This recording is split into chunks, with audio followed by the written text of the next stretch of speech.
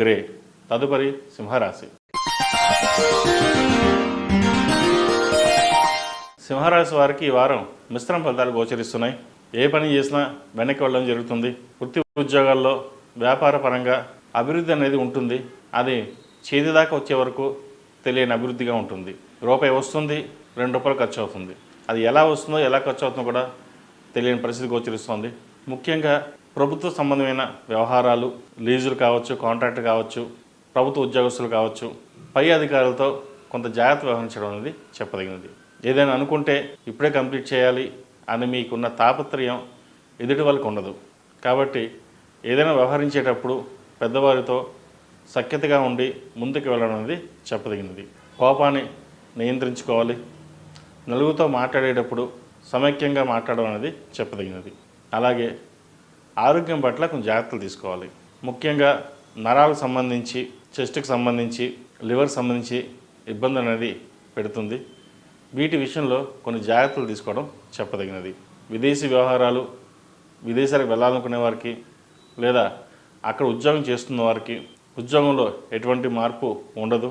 కొత్తగా మార్పు కోసం ప్రయత్నించాలనుకునే వారికి కూడా ఈ వారం మార్పు లేకుండా ఉన్న ఉద్యోగంలో ఉన్న వాటిని సరిపెట్టుకుంటే మంచి ఫలితాలు సంప్రాప్తిస్తాయి. ఉద్యోగం మారాలనుకునే వారికి కొంతకాలం వేచి ఉండడం చెప్పదగినది. వ్యాపారస్తులకు వ్యాపార పరంగా అంతా అనుకూలంగా ఉంది, బాగుంది, రేపు డబ్బు వచ్చేస్తుంది, లేదా రేపు ప్రాజెక్ట్ వచ్చేస్తుంది, రేపు కొంచెం ప్రారంభిద్దాం అని అనుకుంటారు. లోన్ కూడా పెట్టాం, లోన్ కూడా వచ్చేస్తుంది, వ్యాపారం ప్రారంభించవచ్చు అనుకుంటారు. అది చివరి నిమిషం దాకా వచ్చి ఆగిపోవడం జరుగుతుంది. అది ఎందుకు వచ్చింది, ఎలా వచ్చింది, ఎందుకు ఆగిందో కూడా తెలియని పరిస్థితి. అయితే ప్రతి ఒక్కరిని నమ్మడం కూడా ఇబ్బందికరమైన వాతావరణం నెలకొంటుంది. మనం నమ్ముకున్న వాళ్ళే మోసం చేసే అవకాశం గోచరిస్తుంది. కాబట్టి ఎవరు మన వాళ్ళు, ఎవరు పరాయి వాళ్ళు అనేది నిర్ణయించుకుని ముందుకెళ్ళండి. ఏదైనా సరే జీవిత భాగస్వామి సలహాలు, సూచనలు తీసుకుని ముందుకు వెళ్ళండి. జీవిత భాగస్వామితో సఖ్యత ఏర్పరచుకోవాలి, లేకపోతే ఇబ్బందులు ఉండే అవకాశం గోచరిస్తోంది. రియల్ ఎస్టేట్, చార్టెడ్ అకౌంట్స్, పత్తి వ్యాపారస్తులకు, అలాగే ఈ ఫ్యాషన్ జ్యువెలరీ, కాస్మెటిక్స్, డెర్మటాలజిస్ట్, అపరాల వస్తువులు వారికి ఈ వారం బాగుందని చెప్పవచ్చు. చిన్న చిన్న వ్యాపారస్తులు కూడా స్వయం కృషితో చేసే వ్యాపారస్తులకు ఈ వారం బాగుంటుంది. రూపాయి వచ్చే చోట ₹10 వస్తుంది, నష్టం అయితే రాదు. గత 2 వారాల కంటే కూడా ఈ వారం కొంతవరకు బాగుందని చెప్పవచ్చు. వ్యాపారపరంగా, ఉద్యోగపరంగా నిర్ణయాలు తీసుకునేటప్పుడు జాగ్రత్తగా ఉండాలి. అలాగే లోన్ల విషయంలో, అప్పు విషయంలో దూరంగా ఉండడం మంచిది. అప్పు తీసుకోవద్దు, అప్పు ఇవ్వద్దు. అవసరమైతే తప్ప అప్పు తీసుకోకండి.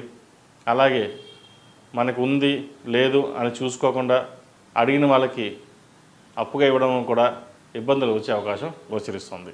ఇల్లు అమ్మాలన్నా, కొనాలన్నా కొన్ని వ్యవహారాలు అడ్డంకిగా మారుతుంది.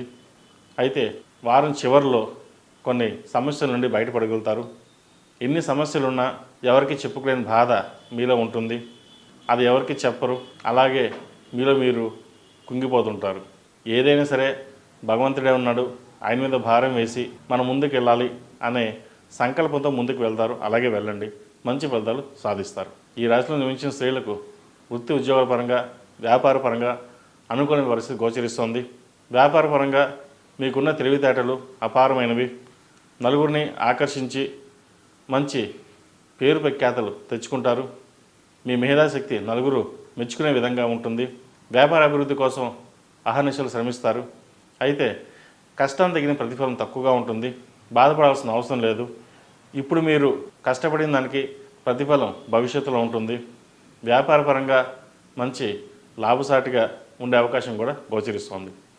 ఉద్యోగంలో ముఖ్యంగా సాఫ్ట్వేర్, ప్రభుత్వ ఉద్యోగం, రియల్ ఎస్టేట్, టెక్నికల్ సంబంధించిన విషయ వ్యవహారాల్లో కొన్ని జాగ్రత్తలు తీసుకోవాలి. ఉద్యోగ మార్పులు చేర్పులు ఉండే అవకాశం గోచరిస్తోంది.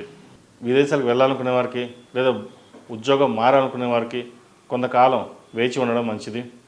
వీరికి అష్టమ శని ప్రారంభం కాబోతోంది.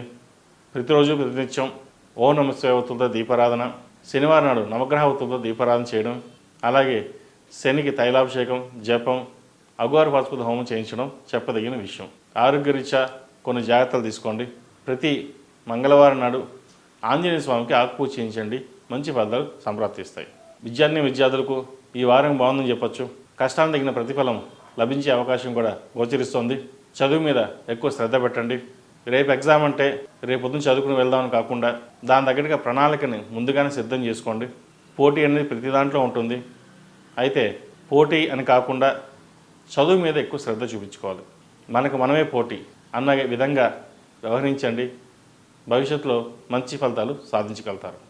ఈ రాశివారు ప్రతిరోజు ప్రతినిత్యం ఆదిత్య హృదయం పఠించడం, మేధా దక్షిణామూర్తి పఠించడం చెప్పదగినది.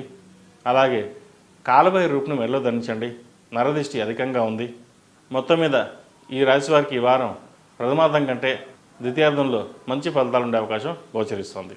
ఈ రాశిలో జన్మించిన వారికి కలిసి వచ్చే సంఖ్య 4, కలిసి వచ్చే దిక్కు తూర్పు, కలిసి వచ్చే రంగు తెలుపు. తదుపరి కన్యా రాశి.